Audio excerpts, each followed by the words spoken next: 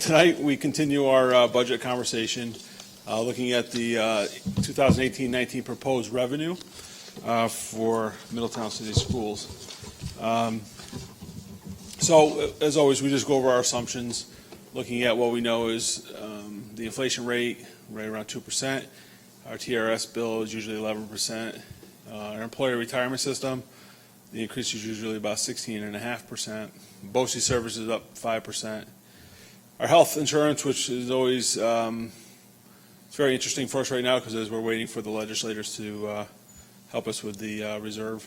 And then, as we know right now, our foundation aid is up 3% from last year, and our community schools is increased by 39.7%.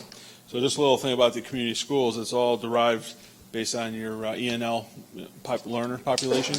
So it's that keeps increasing, and then the aid keeps increasing for us as well. So just a quick overview of what makes up the revenue. This equals 100%. There we go. So if you see the state aids, roughly 51% of our revenue. Local taxes, roughly 47%. And other revenue is right around 2%.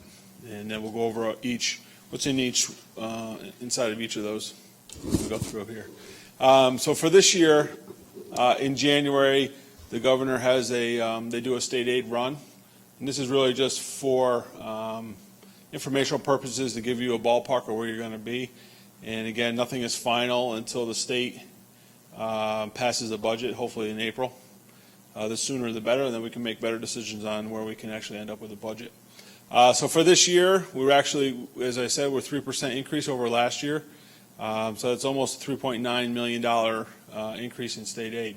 The basic formula inside there is construction, transportation, and some other high excess costs from special education and things like that. The thing that's up a little bit for us is our construction aid. Transportation aid remains right around 90%, which is very good for us. You'll see our BOCES aid is up. That's primarily the more you spend with BOCES, the more you get back the next year. We spent a lot of money on technology last year through BOCES and a lot of services through them. And I was just reading an article that came out. The governor's looking to cap state aid on BOCES and transportation. And so it's going to be another way to put another 2% tax cap on us silently. And then our textbook, software, library, and hardware aid is up a little bit for this year based on enrollment. So you'll see about 3.9% state aid. Last year, once the legislators passed the budget and the governor, we did pretty well. We got almost another $1.5 million from the governor. So that was pretty good from that perspective. Here's some of our other revenues that we look at and how we can build the budget. You'll see a big increase in our, the biggest one for us right now. Well, we'll look at the pilots, which is the payment in lieu of taxes. So we get a lot of those. We used to have the Galleria on there, so that dropped significantly. But we're up about $90,000 from last year. And so that's there. The other big one for us is a refund of prior years. That's up quite a bit. Essentially, what's happening with BOCES is we expend money, and then we usually end up getting a check back from them after they do all the calculations and everything. And it's usually a little bit over $1 million. So we can use that money to offset some of the expenses next year. In the retirement reserve, the auditor deemed that we should not have that $500,000 there as a revenue. So that's why I removed it. And that's what it was, overstating our budget by $500,000. We do the interfund transfer, $190,000. That's we keep that there primarily just to take it from our debt reserve and pay some of our debt down. And then NJROTC, that's the federal government that helps offset the salaries for the NJROTC officers. So the other revenues are up about $310,000. And then this is what everyone really likes. So the tax levy, right now, the maximum that we can actually go out to the public is 2.73% from last year, which is a little bit over $2 million to the levy. So if you look at what the total levy would be $76,518,805.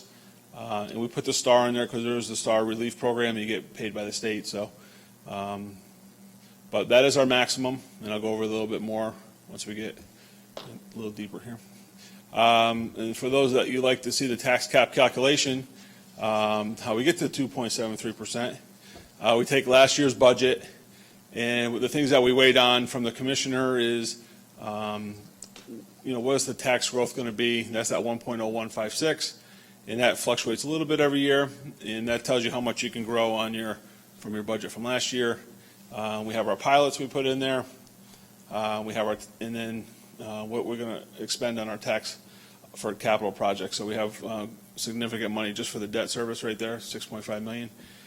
And then it keeps going on, the growth factor in the area. And then we have the current pilots. And then there's the commissioners. Let's see, which one is it? Oh, so then we get a different number. And then we put our new capital, what we're going to expend next year. So up above is what we're spending last year, and then what we're spending next year. And that gives us the 2.73%, or the $2,035,056 is our maximum that we can go to the public with. Now I say maximum because you can go less, but I caution if we go, we have to look at it, because then you can't generate enough revenue next year if we ever needed to. But we can look at that over the next couple of weeks. And then here we have some additional instructional budget requests. We need looking at 3 additional buses. This would be a district-wide due to increased enrollment. And that cost, we actually get 90% state aid on that cost, so that would be very helpful there. Looking at a math coordinator, K through 12. Curriculum support, right now currently we have a literacy coordinator, and it's really kind of unbalanced for the math. So math coordinator would be very helpful in that realm. A high school psychologist. 1.5 physical education teachers. The high school is in need of another education teacher, and Twin Towers is in need of a 0.5. Looking at a technology teacher at the high school, 2 special education teachers at the high school due to enrollment in courses. The courses, the actual need is there for 2 more teachers. Another music teacher at the high school. And then looking at clubs district-wide, this is increased student engagement. So the students are in the schools are looking for after-school activities for the students to participate in something. Over at Maple Hill, we have a drama club. In the high school, we have several clubs. And the middle schools have them. So this would kind of equal out a club for maybe each building to get kids more engaged after school, and helps the staff get engaged as well. That's the instructional requests. Here's our actual non-instructional budget request. Looking at more security aides at the high school. A clerical at the front main office at the high school. Right now there's a half-time person there. And what they do, they bring people from other areas down to help at the window. And then when somebody moves down there, they're not getting their job done in their actual position. In technology, looking for a 0.5 as well. We currently have a 0.5 person. I'd like to make that a full-time person. 3 part-time cleaners. This would be district-wide due to increased meal service throughout the day. And then 1 additional utility tradesman. This would be a district-wide. As our facilities become more enhanced, looking for more upgraded skilled labor. So if we combine those 2, whoops, went too fast. And then we take our previous budgets. We had the administrative, we had the program, the capital, and then we talked about benefits. With our additional request, we're looking at a proposed budget of $188,562,290, which would be a 5.04% increase over last year's. This is the actual revenue sheet I handed out to you. If you look at your last page, you'll see in here it shows the state aid on the top portion, shows our other revenues that we talked about, and our real property taxes. Again, the real property taxes is the maximum, okay? If we want to look at reducing that, we can once we get some different numbers and different revenue streams. We also have the fund balance maintained at $5,299,227. That's been steady over the past 4 or 5 years. So right now, to get to our proposed budget, we have a budget shortage of $2,872,528. So, what we talked about was that shortage can be made up with other revenues. Hopefully the state aid and foundation aid will come a little bit higher, things like that. So here's our overview. The proposed budget, $188,562,290. We're short the $2,872,528. The budget increase from last year, a little bit over $9 million, so giving us a budget increase of 5.04% over last year. Our tax levy increase would be $2,035,058. That's the maximum we can go. We can always go less. Maximum levy amount, $76,518,805. And then the maximum tax cap is 2.73%. So there's never really a 2% cap by the time they do all the formulas. Just a couple things to keep in mind. The contingent budget rules, if the budget were to go down, the first budget, for under the cap, we just need 50% plus 1. For over the cap, we need 60% plus 1. I don't think we'll be over the cap, and so we should just need the 50% plus 1. If we need to go to a second vote, same numbers, and then the contingent, same levy as prior year. So if the budget goes down twice, we can go to the same budget as we had last year with no equipment or those types of things that are inside of there. So things to consider before the final budget. So the next meeting, April 5th, is our public input on the budget. Hopefully by then, over break, we'll have a state budget, and then we can really hone in on what it is that our budget revenues will look like. As I said, we already have state aid at 3%, which is a very good increase. Things that we're looking at now is our lottery aid. We're looking at the trends of that, looking at using some of our reserves, the tax cap, and our health plan. That continues to be, although it's a continual conversation, it's one of those things that could really help us if we can get this reserve passed by the state and help our general fund budget. And then the other things we'll have is a capital project, which I'll talk about in a little bit. So as we talked about the budget calendar, April 5th, public input. April 19th is the board must adopt the budget. We'll have a budget hearing on May 3rd, and then on Tuesday, May 15th, will be the budget election vote. And then on the 16th, we'll hopefully approve the budget. Does anybody have any questions? I think I'll go around Okay. once. And Mike, as you mentioned, this is preliminary right now. Absolutely We don't know the preliminary. state aid runs. That's correct. It's the best guesses that we have right now. Okay, it's the best guesstimate. Yep. Okay, well, why don't we start? Mr. Gomez is chatting at the bit here. Go ahead. Thank you, Mr. President, and thank you, Mr. Tuttle, for your presentation. Always excellent, as always. I do have a couple of questions. First, I want to turn to the chart, what makes up revenue for Middletown. There is the little red box at the top that's other revenue. Yeah. I might have missed it, but can you maybe give us a breakdown, what constitutes that other revenue? Right, so if you look at the next page, there's a proposed other revenues. And in there, that has all the pilots, the payment in lieu of taxes. It has the refund of prior year expenses, utility tax, monies that we receive, interest and penalties. We charge for services like we rent out Truman Moon, so we get rental money for that. If you look at the list, you'll see them all right there. Okay. Right, That's so we on have, page. That's on page. this is the next Three. page on Page your. 3, okay. Yeah, that makes up that revenue. Okay. Now, I have a question. I'm looking at going back to the same chart. Look, local tax, they almost split. Local tax is 47%, state aid 51%. Now, it's fair to say that the portion of the budget that funds the unfunded mandates, it's more the yellow one, right? The unfunded, yes, that's correct. So our taxpayers in our district, thanks to our friends in Albany, are bearing the burden of the unfunded mandates. You could look at it that way, but if you receive revenue from state aid, you can use some of that money to pay for offset the unfunded. Yeah. So that's what their argument is. We're giving you foundation aid to do this. How do you want to spend it in your program?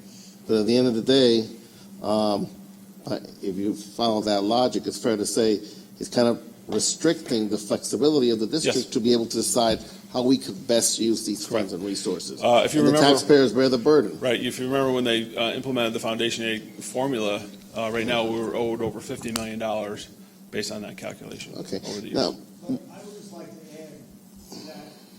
add that because what Mr. Tuttle said is accurate, they may say that, they're not giving us additional money Right. for any other new unfunded mandates Yeah. that they levy on the school districts. In other words, the additional aid that you receive is to offset the increases that for enrollment, the student increases, for utility bills, for instructional programming, salaries. All of these are increases that normally occur from year to year. And so understanding of that, that's where you receive those aids. True enough, you can put some of that money, if you choose to an unfunded mandate, but as they keep adding those unfunded, they're not increasing commensurately with their increased rate to those unfunded mandates. And I think that's important to realize. so the state's not passing the buck, it's passing the burden. Well, if you heard what I was saying before, they're looking at capping the aid on BOCES and transportation, and that would really hurt us badly if that happened. An additional burden. Yes. Now, So we rely heavily on the aid. now, on the proposed state aid, and by that you're referring to what's the talk so far, what Albany is proposing to allocate for our district, correct? Yes. Okay. At this point, okay, is there any allocation with respect to school security that's specifically earmarked? No, the only thing that they have is you can purchase security cameras and some security apparatuses, and then you get aid on it next year. So that would be, it's like you need to come up with the money now, spend it, and then report it, and then you get aid in the next year. So at this point, March 13, 2018, or March 15, sorry. Right. New York State has not decided that we're going to earmark this amount of resources for the school districts for school security, not to be touched by any kind of budget. No, we have not seen anything of that. Okay, right now. all right. And that may become over the next 2 weeks or so when they get really down and All right, good. So dirty with the budget. there might be changes. Yeah. Okay. All right then. I'm turning to page 4, the tax cap calculation. Mm-hmm. And again, forgive me if I missed it. When you total the tax levy increases, for the 2017-2018 was 3.151%. That was 3.151%. That's always the maximum you can go. Okay. We weren't at that high. I think we were, I think 2.96, I think was last year. So this year's 2.73, which is less. That's the maximum. Okay, Maximum. that's not what, we're probably not going to use that number. Okay. I'm just letting you know, that's the maximum revenue we could receive if we never received any more state aid, we didn't have reserves, we didn't have anything, other revenues coming in. But because we have reserves, we don't have to worry about it. Well, And to it's some going to be up to the extent. board to decide how you want to. Okay. All right then. And let's see. You mentioned the increase in school buses because of a growing population. And I think I've asked this question previously, but in other occasions. Is this because of in part the development or other factors like migration from the Caribbean because of the hurricane? I don't know why, I just know that we have more students needing to ride. And there's certain areas in Middletown that have more housing and that the buses can handle, right? So we're looking at tiering the buses, so we have 2 buses going to a certain location to handle the student population to those specific And the reason I bring that up, I know that I saw the other day one of the school buses entering one of the new developments that just opened on those on Country Route 78. Yep. So, The thing is, we don't know how many students, if we had that crystal ball, we'd be we great. don't know We'd yet. be good, Okay. yeah. All right. And then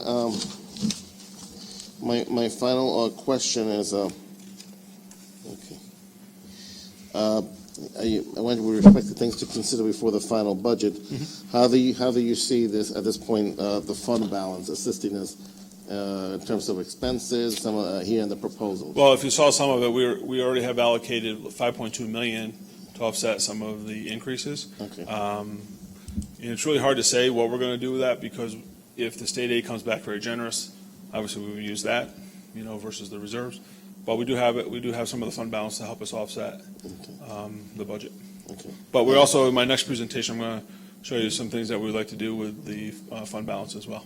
Some enhancements. And I think it's important that that's pointed out in case anybody out there in TV land or internet land questions or doubts that our school district not only uses conservative budgeting to ensure that our students' needs and interests and our infrastructure are funded properly and wisely, but at the same time, we also want to make sure that money is not wasted, and we have that reserve for any future needs. Correct. When we're no longer in the 7 years of plenty, when we're in the years of where there may be scarcity in funds, but we'll be ready to protect ourselves and our school district's interests. Thank you so much. Appreciate You're it. welcome.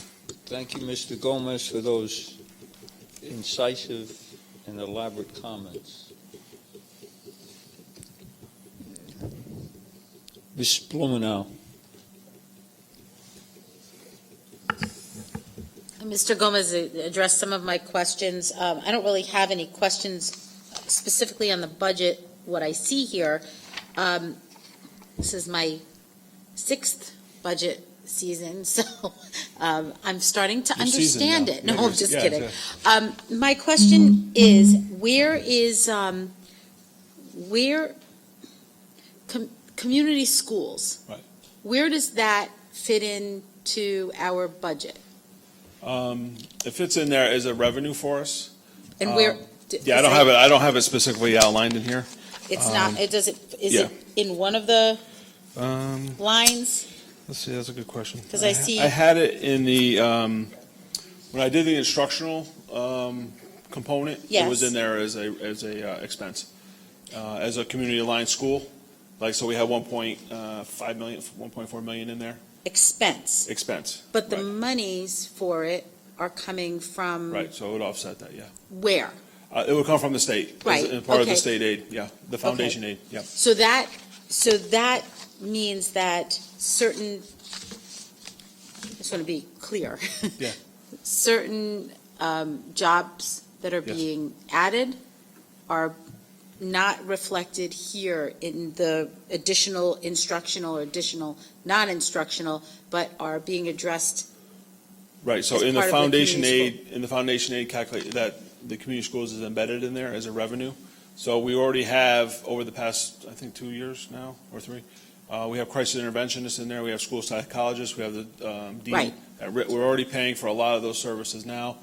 We just approved, the last meeting or 2 ago, the dean for this building, so that's coming out of community schools. So, Right. Yeah. And that's why I'm bringing it up. Is there any additional, are there any proposed additions to the community schools for next year, for Well, next year's budget? yeah, the one that would be in here would probably be the psychologist. Just the Yeah, psychologist? that's all probably we have room for, based on, we've already done some of with the admin work and Okay. things like that. If I may add to Mrs. Blumenau's question, to provide some additional potential programs we're looking at. In working with the high school administration over the last month or so, we've been looking at what support services in terms of mental health issues, therapeutic type of services for children that we've been talking about to offset some of the needs at the high school, and not only at the high school, but all of our schools. We're looking at Orange County Support Services, we're looking at Mental Health Department, ADEX. We are having meetings with all of those representatives, so there could be, based upon the services that they're willing to render to us, those type of personnel or supports that may cost us money, which would come out of that, because it fits that category of what you are very parochially can use for community school money. Right, and that's, I think, just in the climate right now that we're all kind of immersed in looking at that in looking at school psychologists and Additional crisis interventionists. additional. Those type of positions would be looked at after we evaluate all of that, as we're doing right now, in terms of what would be immediate for the schools to receive, because the needs is such. We've been dealing with those organizations. We've had several meetings with them, and also with our administrative teams, based upon what teachers are indicating a need. Thank you, that's all I have. Thank you so much, Mike. You're welcome. Mr. Cosenzo. Thank you. Just a couple of maybe frivolous questions, I don't know. It's interesting to see the lottery aid on there, because people ask me, where does all that money go? And how do they determine how much money we're going to get? That's a good question. So it's based on your enrollment, it's based on your need, it's based on, so basically why I separated it is because they offset our textbook aid and all that stuff with the lottery aid. So over the past couple of years, that's been increasing for us. So I don't know if more people are spending money on lottery or what's going on, but so we're going to actually look at the revenue streams over the past couple of years and see if that'll help us offset our budget as well. Just curious, would you know how much money goes into the state from the lottery? No, I don't know that. No, it's probably I'm sure we could look it up real quick. It's got to be a pretty big It's chunk. gotta be With billions. 700 districts, and we're getting 7 million. Yeah. On the tax cap calculation with the maximum tax cap, would it be beneficial to reference or put the word maximum in there? So if somebody looked at this, I could do that, yeah. they wouldn't think that this would not be an end point, but it could be in the middle, or Right. Yeah, I was trying to emphasize that in the other slides, but I can put it right there, too. Yeah. And the instructional budget requests, the buses, that $201,000, is that before or after the state aid? That's before. So Okay. we would receive 90% back on that. Oh, wow, Yeah. good, okay. Thank you, Yep. that's it. Bishop Williams.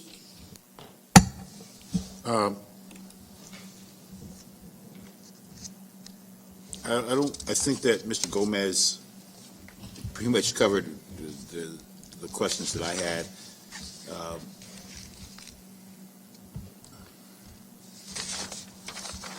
I don't think I'm going to add anything else. I'm going to take time to look at it a little bit closer, and maybe and come and sit down with you and have a chat if I see anything that stands out at me. But for the most part, Mr. Gomez and Ms. Blumenau kind of hit on the area that I was thinking on, because especially with the community schools, I kind of thought about that, because I know there are the needs of school psychologists and those mental health issues. Those right now, in this particular climate in our nation, are areas that are extremely important. And we have to address those as we go forward, regardless of whatever other issues we have. So that was good. That helped me a lot. So I'll take another look at it and see where we go. Thanks, Mike. Yeah. Just as a side note, we do monitor the community schools budget very often, just because we know this year, like we had a situation where we were short crisis interventionists because of the civil service. We're hampered by civil service, so we actually had some extra funds in the account. That's why we went ahead and asked for a dean for this building. So that's why we're trying to always expedite services and get them into the district. So we watch that. We monitor it all the time. Just as a point to in the additional instructional budget requests, I already have a good idea, but the math coordinator, K through 12, curriculum support. Now, if my understanding is right, that's a position that's similar to what we have for literacy. Correct. Something that we haven't had in this district, but is actually pretty much needed because we don't have that support. Correct. On the math end of things. Yeah, you don't have the continuity between the different grade level buildings. So that would be, it's probably one of the things that we would really need. I think that's an important piece in order for us to maintain our academic goals and our academic achievements.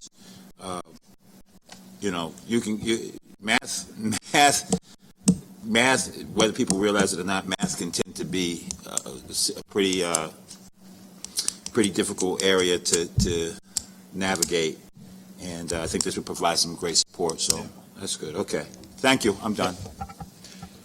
Thanks, Mike. Very clear and concise presentation. And hopefully with this 2.73, with the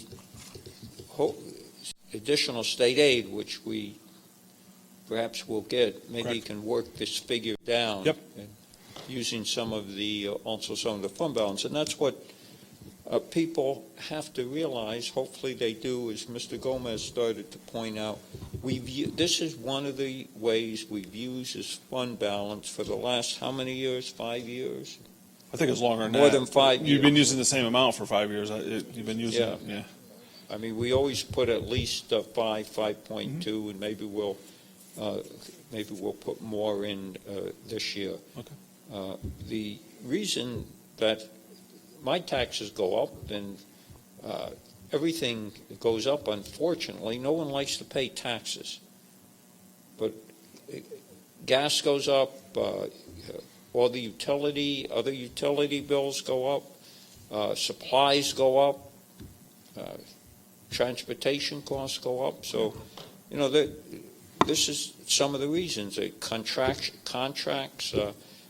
instructional contracts, non-instructional, and so on. So this is a very complex situation with the on budgeting.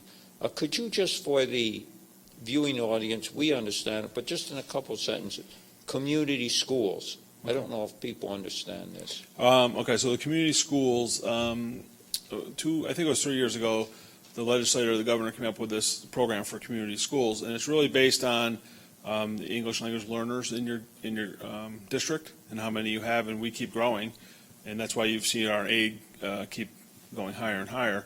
But it's really a program to help students at risk, to give them some help in whatever capacity we can do that. We're using crisis interventionists, psychologists, deans in the high school at risk, really monitoring the students that could potentially be at risk and need some help getting through the system and getting the right support that they really need.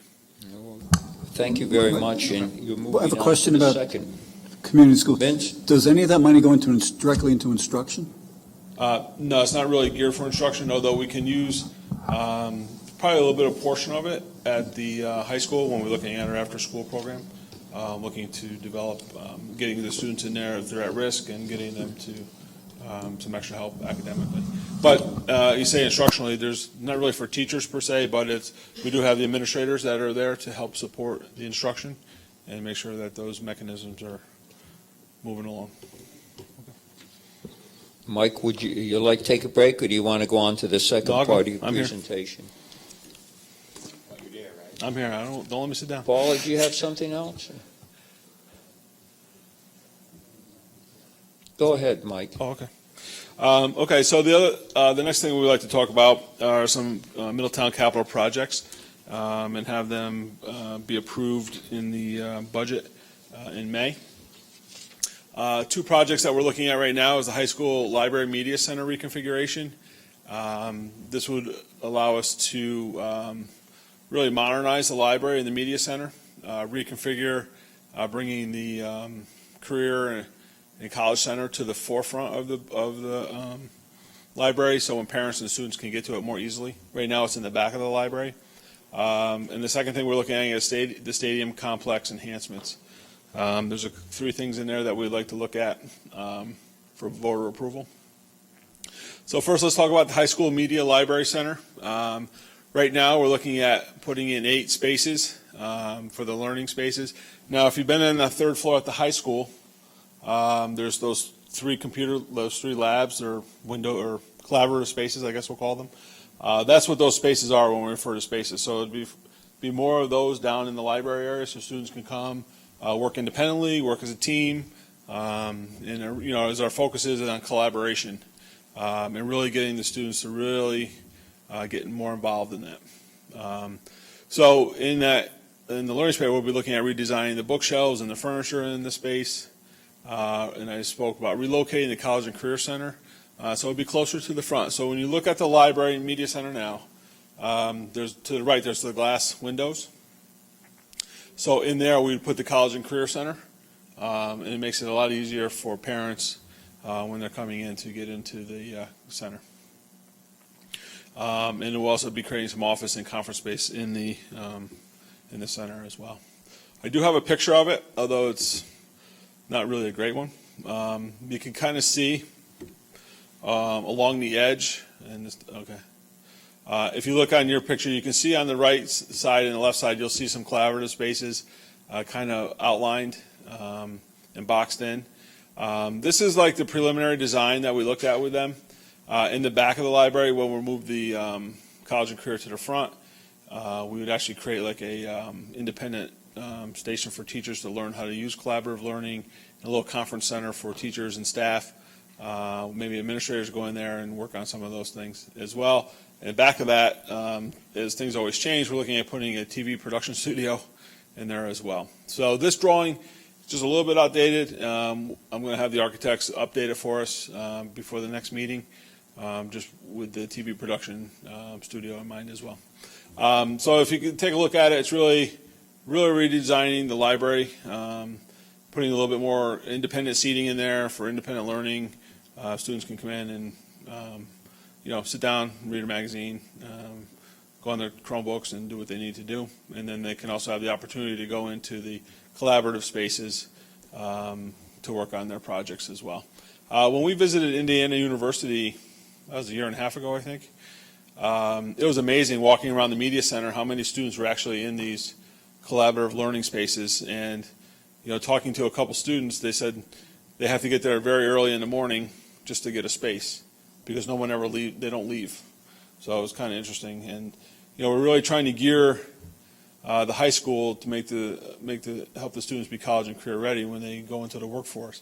I actually had some industry professionals in here the other day from Cisco who does all of our networking products, and they were blown away by how we are ready for students to be ready for their career with our A+ certifications and stuff. But so this is one of the projects we're looking at redesigning the front of the library as well, making some glass doors.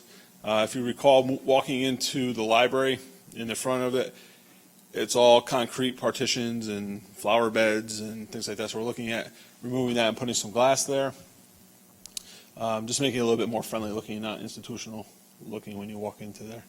And on the left-hand side, you'll see that on the top, the windows, and then the second one down, you see how the seating would be, and then how the bookshelves will be realigned at the bottom. Really just, keeping all the same content in there, but shifting it around and making it a little bit more, I would say, user-friendly. When we first designed the library back in 2006, I remember we bought the tables for all these computers. We used to have 70 computers in the library, and now we don't have any. So we need to redesign the space a little bit better and may entice students to get in there and really want to do some stuff. So that's the library configuration. Like I said, I'll have the architects redesign a little bit and maybe enhance it with some colors maybe. So the next project we're looking at is the stadium complex enhancements. Some of the things that we do at the stadium, obviously we have high school graduation. We have the Orange Classic that runs there, and they use that once a year. Elementary field days we host there. Middletown and regional level sports. We have a lot of football games there. Boys and girls soccer, boys and girls lacrosse, track and field. And then when we get into the state and regional finals, obviously we have the host of the boys state soccer championships. We've hosted 2 years the boys lacrosse. We've hosted the track and field for 1 year. That's coming up again in 2019. And then the football right now is a bid out for that to host the regionals and possibly states. That's what Dave Coates was explaining to me. And with the football, we're already hosting the sectionals and the first round of regionals. And then there would be a third round of playoffs that would be hosted here. Now, what's interesting to note about that, that's always been at Kingston ever since I remember. The football, and that was the game before they went to the Syracuse Dome, right? So what's happened now, Kingston has failed to maintain their facilities. The turf is old, it's outdated, and they've lost their bid to host. So that's why we have a bid in, and we feel pretty confident that we're going to get that championship game here. So here's some of the things that we've hosted. Football, since 2009, we've had Section 9 here. The semifinals, 2017 and 18. And then, well, as I explained, we're looking at a bid for 2019 to 21 to host the finals. So that'd be a pretty big paradigm shift for us. The soccer's been here, Section 9, 2009 to 17. And then we've had the regionals here. We've had the state semifinals, and we actually had the finals here. Lacrosse, 2010 to 2017, same Section 9. And then 2010 to 17, we've had regionals. We've had the state semifinals, 2011 and 15. And then the New York State finals, 2012 and 16. So and then track and field, same. We're hosting a lot of sectional meets. Generates a lot of people coming in and out of Middletown. So sectionals 2009 to 17. The regionals, again, 2009 to 17. And then the finals was 2013, and we're hosting again in 2019. So you can see the field is utilized quite extensively since 2009.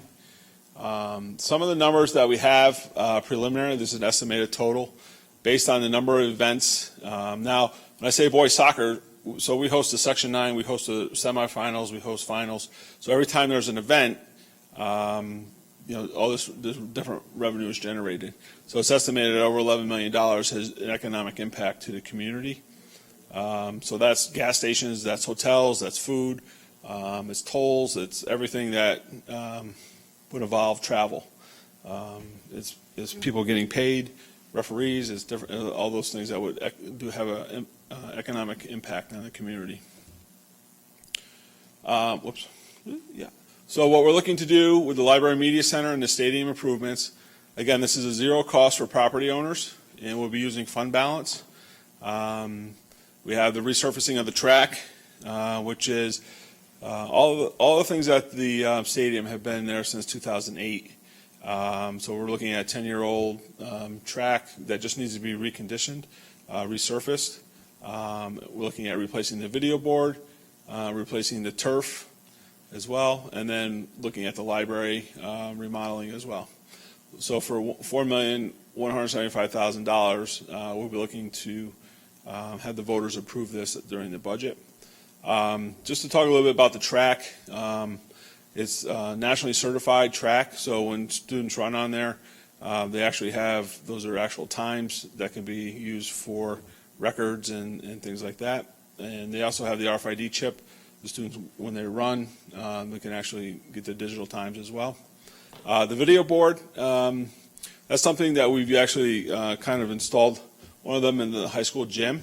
And the goal there is to help the students in their digital media courses learn how to take digital content that's on a computer or whatever they're making it on and be able to display it and use it in the real world for commercialing and marketing and those types of things. And then the thing with that is the students can work the games and they learn how to do a live production with TVs and cameras and video boards and et cetera. The replacing of the turf, that's going to be needed pretty soon. We just had the FIFA recertification, but we did not get the highest level. So that what that means is the turf is starting to deteriorate, and we're looking at replacing that as well. Those three things, we've actually been, the track resurfacing, Dave Coates has been working on that probably for 6 to 8 months, talking to me and Tom and talking to vendors. The video board, we've had continuous problems over there. Essentially, anytime we go to run a big event, we're calling the vendor, and he has to come down usually the night before to get it up and running. He's replacing parts, and it's becoming very old and antiquated to maintain. And we talked about the turf. Actually, Dave Coates and I went last June. We started this process looking at video boards because we knew we needed to replace it. Talking to the vendor back in June. And then the turf as well. Dave Coates has been to several conferences where he's learned about the turf. We've actually had the turf, a couple different companies come in and show us different products that would help us replace that turf. It's amazing how many things there are to know about turf. I didn't realize that. It is. And it depends on the climate, how much rain you get, how cold it is, how much wind, what kind of material you want to put down. And then, of course, the library, that was done in 2006. So we're looking at 12 years old, so looking at a facelift there and making it more college and career ready for the students. Any questions?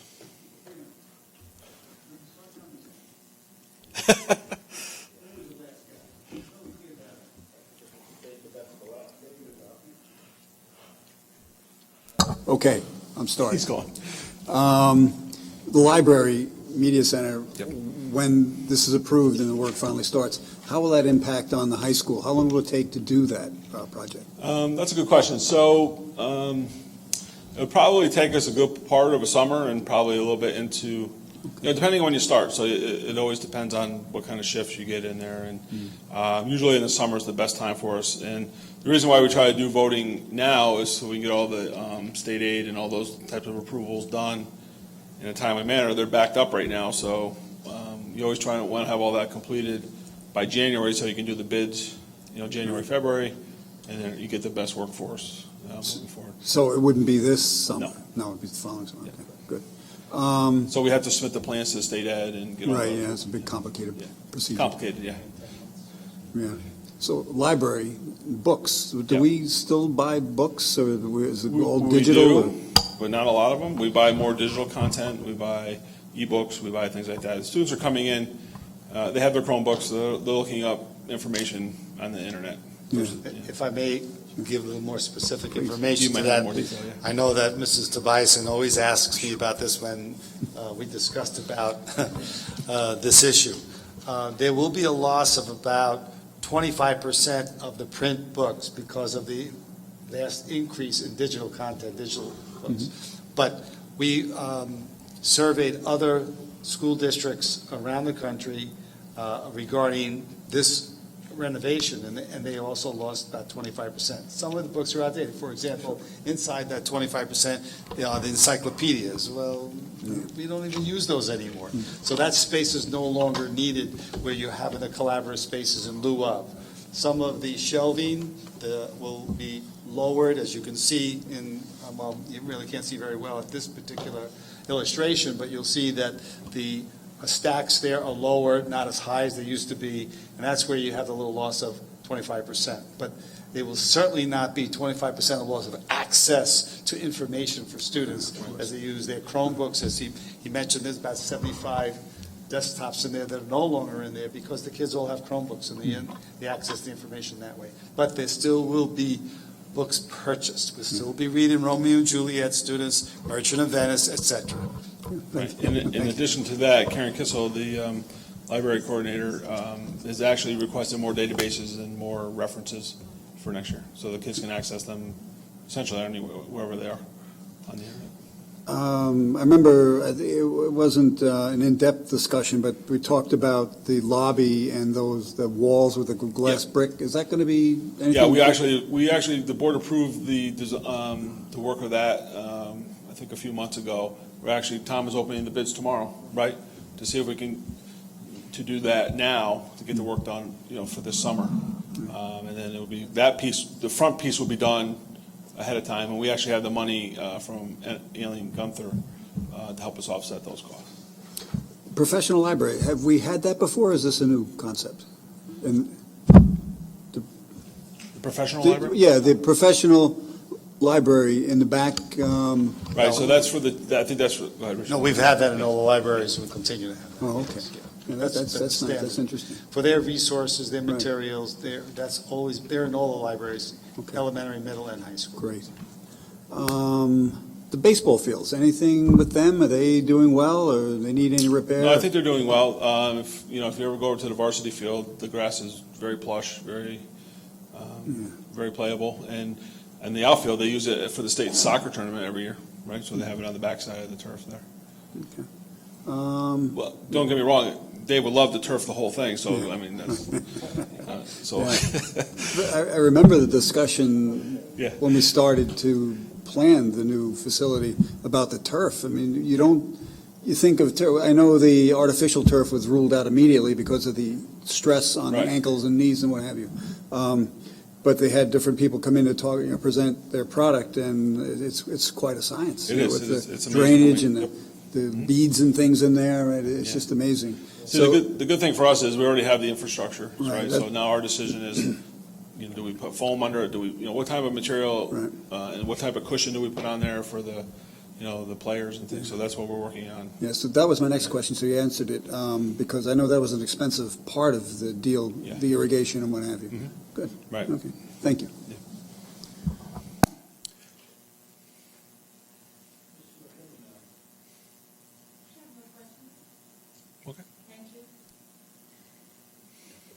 Thank you, Mr. President. I do have one question. Oh, thank you. Again, thank you, Mr. Tuttle, for your report on the different championships and economic impacts for our community. I always say when it comes to small town America, you're going to see its heart and soul. Either you could go to the house of worship, you could also go as well to the school districts and the different sports activities. You don't have to go to Yankee Stadium or Shea Stadium if you can't afford it. There's a lot going on in our district. I do have a question following up on Mr. Crescenzo's question on the baseball fields and issues that have been raised in the questions that people have asked me in the community. And historically, our school district facilities have been used by community groups like the Little Leagues. Is that still the case, or because there's word I think out there that the Little Leagues are no longer being allowed to use the Middletown school facilities, that they're using now Circleville and other areas. So what's the status on that? Yes, I understand that that's maybe a question out in the community, but I can assure you that there's been no denial, I repeat, absolutely no denial to the Middletown Little League to participate on the fields. Like all other organizations requesting access to our field or facilities, they have to fill the building use forms, and when those are submitted in completed form, we will act in accordance with the timeline for expediency. Okay. Right. In fact, I'm the one that signs them. I have not seen one come through for the Little League. So. Okay. All right. Other than using the indoor facility for registration or something, or indoor training. Well, that's good in the interest of clarity. Thank you so much. Appreciate it. Mr. Gomez, may I ask you, have you had a concern that access has been denied, or you just? I personally had a concern. I mean, the questions are raised, or people, I hear rumors. I want to make sure that the questions are answered. But I know our facilities again serve many activities in our school district. If I could answer and that. it's good to know that. I had a question about somebody with Little League, and what it was misunderstanding on their part. Okay. Something to do with the paperwork or whatever, but that has been resolved. And they had nothing but nice things to say about the way Great. this Yeah, I program understand works. from what Mr. Zamora said, it's a process, an application process, and Yeah. first come, first serve. So more or less. Well, we've been working collaboratively with the Middletown Little League for For a long years, and we will continue to do that as they fill the appropriate annual forms out. As Mr. Crescenzo aptly indicated, that there was some misunderstanding, as I understand. Be that as it may, that organization in particular has not been denied the use of the field. When all the forms are completed, and the program will move forward as always. Excellent. Thank you. Just on that same note, I know years ago, also some of the travel teams used some of our facilities as well. Yes. Are there any travel teams using our facilities currently? I know that we have multiple fields now, the new field that's here, the new fields that have been updated across town. What's the community use on these fields? Our fields and gymnasiums and buildings are used considerably by the community. I do know that our buildings are constantly being used, but remember that during school time, or the priority of the use of those facilities are our school teams and our school clubs, etc. When those are not in use by our school activities, certainly they have that process to fill out. And obviously, we only have X number of, let's say, for example, gymnasiums. Those are used very, very often by various outside groups. Obviously, there may be a denial only because there's no time limit Right, yeah. to use it. But we'll continue to follow that process, and it's used considerably. Our facilities are used by our community, and happily to report that we do have that involvement. Yeah, by I the do, community. there are That's travel great. baseball teams using it. I mean, yes. I think case in point is that I think that our partnership, even with Parks and Recreation, is extensive and use of different programs. I also, of course, one of the groups that I'm connected to, we utilize the Carter Gym on Monday, Wednesdays, and Fridays to play basketball, and but that partnership is of such is that if there is an event that's going on at the school, we're not there. The group is not there that night. But it's also what's really exciting about those partnerships is that, well, in particular with this group, is that they've also partnered up with the school to help in events like the food drive and the coat drives, and during the holidays when there's bringing in things for people that are less fortunate. So. Absolutely, there's a lot of use of all of our facilities that I see from my estimation. I think that sometimes periodically there's some rumors that go out, and I'm not one to follow rumors. I'm not a conspiracy theorist, but periodically there's rumors that are going out. Even going back to the point when we weren't able to, because of the construction that we had, we weren't able to house the sports camp on last year. And so the rumor was out for a few minutes there that we weren't going to host them again, but that was never the case. We laid it out way ahead of time. Chris Brinkeroff was very aware of it, but of course, stuff people say stuff and it gets out there, and we know negative stuff flies a lot faster than positive stuff. So, but for the most part, I think we're in good shape. And then. So it's my turn now? Because I was just adding. Okay, so I think it's important to note that with all of these projects, it's important to note that, again, this is at no cost to taxpayers. Correct. At all. This is at no cost to the taxpayers. For any of the questions that we've experienced and we have received over the last couple of weeks, this is absolutely right now one of the examples of what is in use, and these are necessary changes, necessary improvements, especially for the library and the library area, because it brings the library now into the 21st century, and it brings it into a place where we now match up with the other new facilities that we've already improved on, with the third floor and with the downstairs, with the basement area. It makes no sense to have those collaborative areas be so modern, and we're still in a 1980s library. And so, and as far as textbooks or books, printed materials and things like that, I happen to have a very extensive library at home. I own probably about 100 Bibles. As a pastor, I own about 100 Bibles. But I'll be honest, I haven't cracked maybe 90 of those Bibles in the last 5 years, because everything I have now, including any of my resources, any of my concordances and things of that nature, is all in digital content. And so I mean everything's either on my computer, it's on my iPad, or I access it digitally. So it's wonderful to be able to have a book, to be able, if you like the feel of leather, if you like the feel of the book, and sometimes I do, but it's easier for me too, because I can go right on my phone right now, and I've probably got outlines for about 100 different sermons on my phone right now. So I've got 5 different Bibles on my phone. So, and that's the wave of the future. And so if we want our children to be to keep up, then we have to continue to move forward, even with our facilities, so that they'll be able to continue to move into the future as well.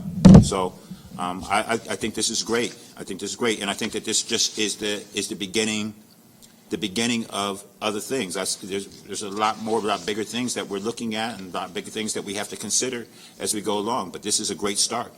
So thank you. Thank you. Just a couple of things. I want to key on what Bishop Williams has said.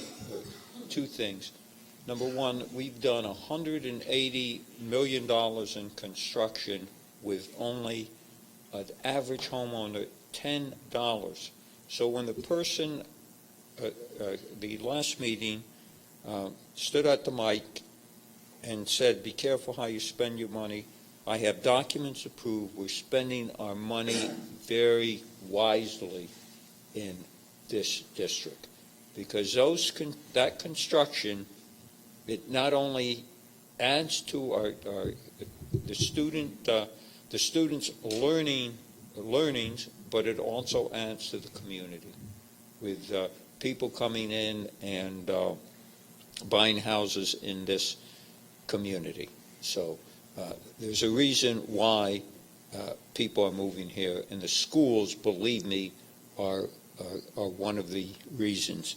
The second thing Bishop Williams mentioned, and again, we emphasize it, all this is going to be done with no additional cost to the taxpayers. Again, no cost to the taxpayers, but an enhancement of our facility for the students and for the community. Sometimes there's a misnomer that there's very little cooperation between us and the city. That is absolutely not true. Mr. Del Moro outlined the cooperation between the city and the Middletown Police Department on a number of occasions. I brought that up at the Legislator Maloney's forum, Middletown and Walk Hill. And also, just look at this. The Parks and Recreation on Saturday the 31st at 1 p.m. is sponsoring an Easter egg hunt for students 10 and under. Now, this impacts our students, and our students, the NJROTC, and other of our groups traditionally go up and help hide the Easter eggs.